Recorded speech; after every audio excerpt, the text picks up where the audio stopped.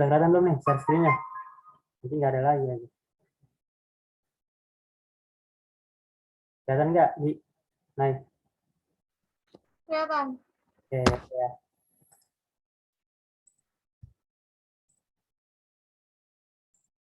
Oke.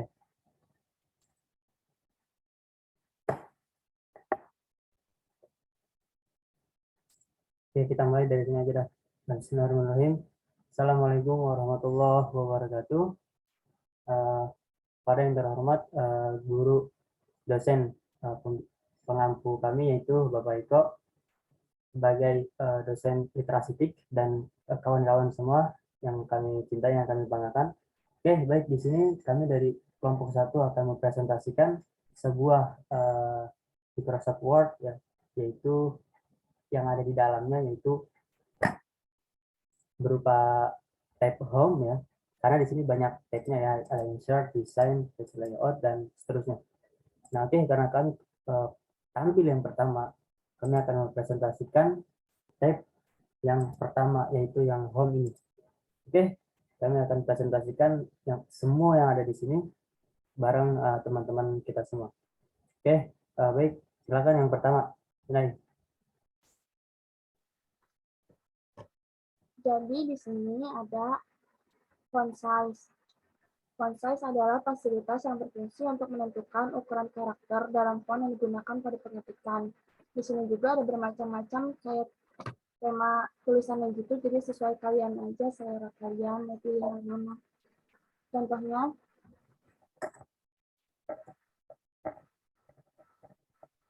Oke, contohnya yaitu kita blok dulu sebuah kalimatnya.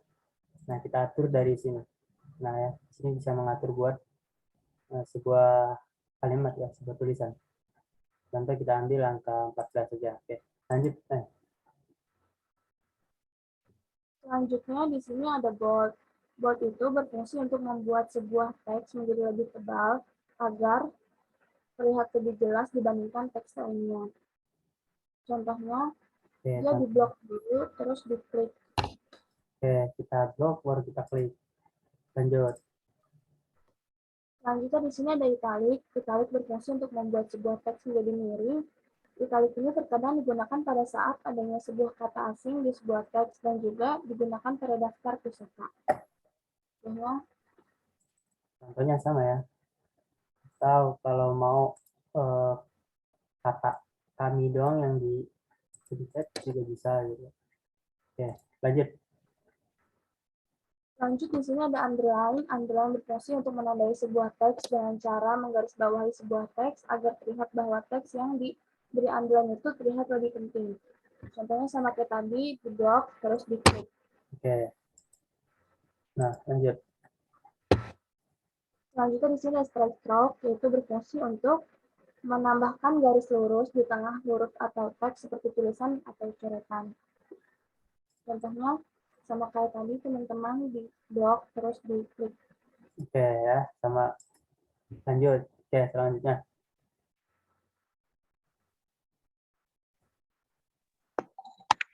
Berikutnya ada subscript, yaitu fungsinya untuk menambahkan pemangkatan di bawah kata. Oke, contoh ya, kita blok dulu ya. Ini. Kita lanjut. Di sebelahnya ada superscript. Fungsinya sama, tapi yang ini pemangkatannya di atas. Nah, ini dia contohnya ya. Jadi bisa dibedain ya, kelihatan juga tuh. Oke, lanjut. Selanjutnya ada grow font. Fungsinya untuk mengubah kata menjadi huruf besar secara instan. Oke. Contohnya. Nah, lanjut. Di sebelahnya ada shrink font. Fungsinya untuk mengubah kata menjadi kecil. Oke, ini ya, jadi bisa dibesarkan, bisa dikecilkan. Oke, lanjut. Di bawahnya ada font effect. Fungsinya untuk memberikan efek pada kata. Nah, yang ini ya. Oke, contohnya seperti ini. Lanjut.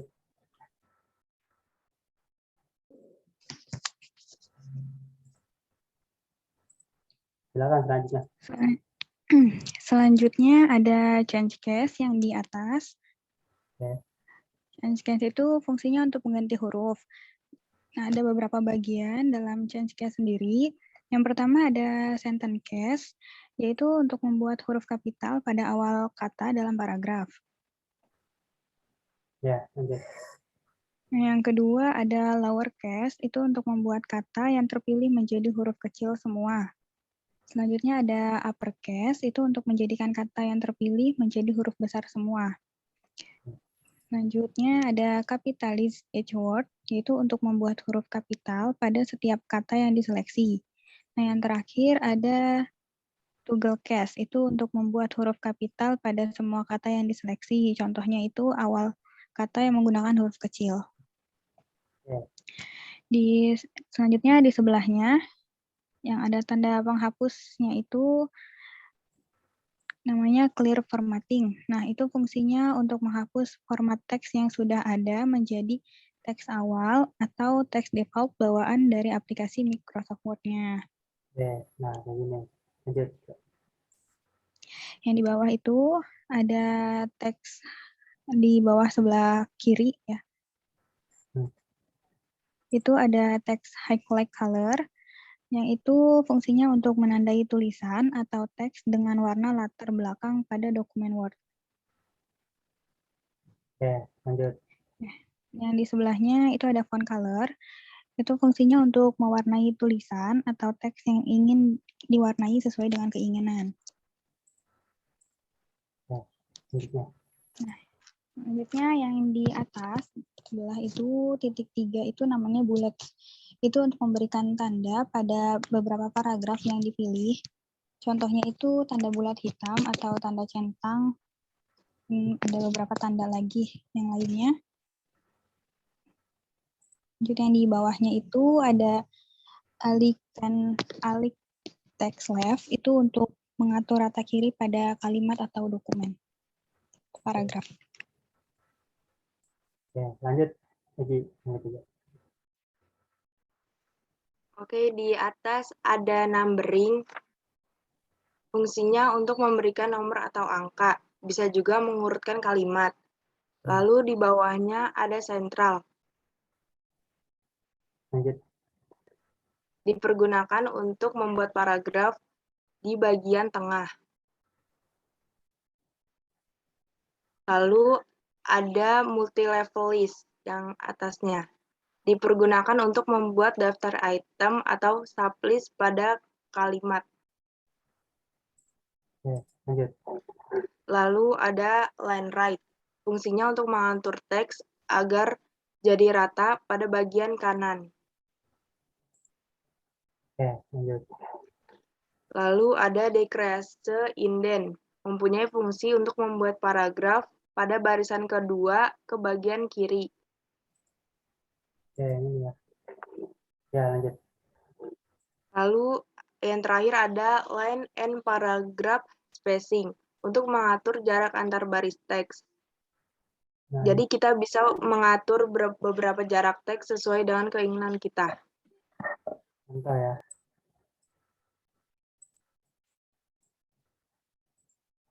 Nah, ini ya bisa diatur ya, yang paragraf. Oke. Oke, selanjutnya di sini ada shading ya, di mana yang berupa bergambar cat. Jadi ketika sebuah tulisan itu kita blok, nah di sini, nah ini ya. Jadi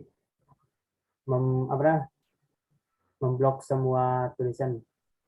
Jadi ada gambarnya gitu, ada warnanya, maaf. Ya kurang lebih itu sama kayak ini ya. Bisa sama kayak text effect tipografi, atau yang ini juga bisa nih. Nah, kayak gini. Nah, lanjutnya di sini ada border atau text border ya. Nah, di sini banyak nih kegunaan dari text border, beda-beda ya, bermacam-macam. Ada top border, ada left border, right dari kanan, atau no borders, atau all borders semua. Jadi contohnya gini misalkan,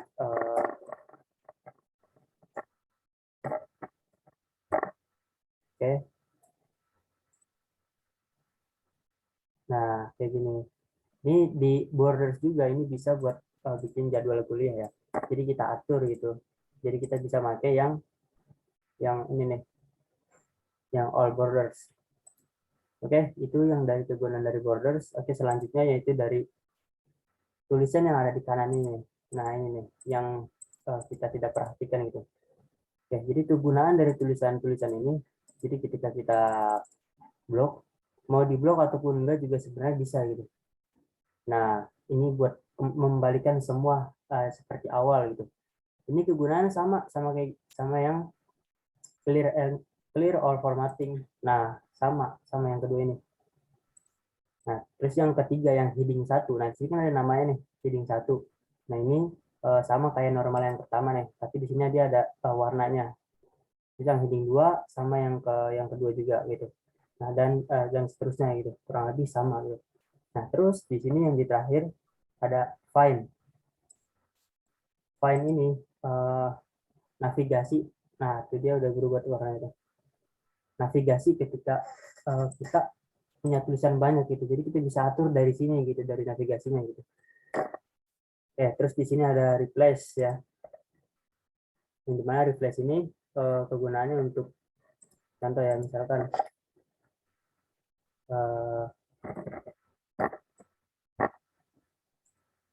teks. Oh, ini harus banyak tulisannya gitu.